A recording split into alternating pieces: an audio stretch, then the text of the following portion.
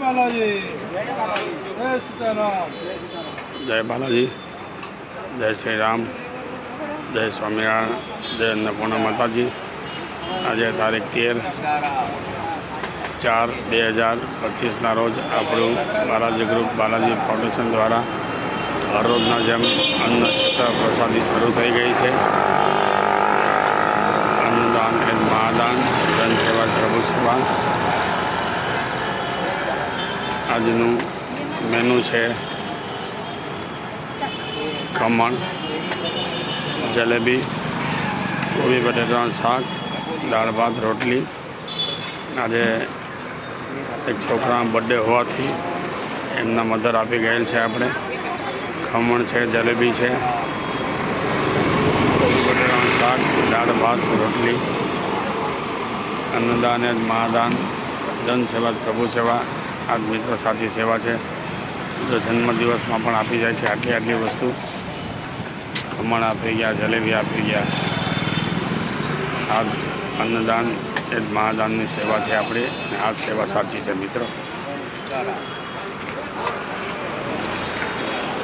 જમણવાર આપણો હરરોજ બપોરે 12 વાગ્યાથી 1:30 વાગ્યા સુધી હોય છે. છતાંય આપણે બપોરે 1 વાગે પૂરું થઈ જાય છે. આજે રવિવારનો દિવસ છે, રજાનો દિવસ છે. આ પહેલું રાઉન્ડ છે. બીજું રાઉન્ડ આપણે 12:30 પછી શરૂ થશે મિત્રો.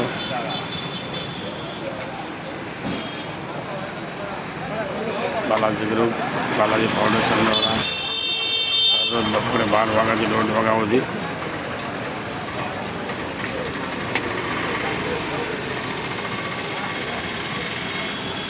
ખમણ છે અને જલેબી છે,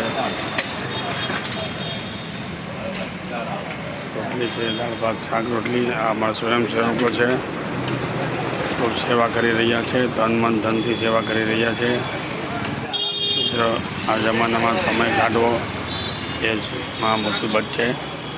એટલે આટલો સમય આપીને જો સેવા કરવા આવતા હોય ને, એ જ સેવા સાચી છે. અન્નદાન એ જ મહાદાન. બાલાજી ગ્રુપ બાલાજી ફાઉન્ડેશન દ્વારા આપણે હમણાં પૂરું 1 વર્ષ થઈ જશે મિત્રો. આપણે અન્ન ક્ષેત્ર શરૂ કર્યું એને. જો આમ નામ ચાલુ જ છે આપણું. બીજું અન્નદાન એ જ મહાદાન છે. કન્યાદાન એ મહાદાન છે. બાલાજી ગ્રુપ બાલાજી ફાઉન્ડેશન દ્વારા સર્વજ્ઞાતિ સમૂહ લગ્ન એની ફૂલ અત્યારે તાળામારી તૈયારી શરૂ છે. અત્યારે બધી કરિયાવરની ખરીદી ચાલુ છે. અમારા પાછું કાલે પરમ દિવસે અમદાવાદ જવાનું છે વાસણ લેવા માટે. અત્યારે કોસંબા જઈએ છીએ અત્યારે 2-3 વાગે. હવે આપણા પાસે સમય ટૂંકો છે. અને બીજું આપણે આવતા રવિવારે એટલે 20 તારીખે એક મિટિંગનું આયોજન કરેલ છે.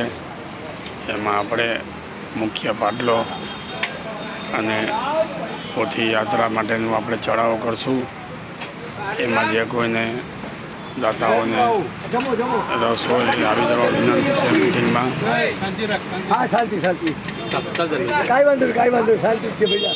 આવી જાજો. અન્નદાન દાન જનસેવા પ્રભુ સેવા.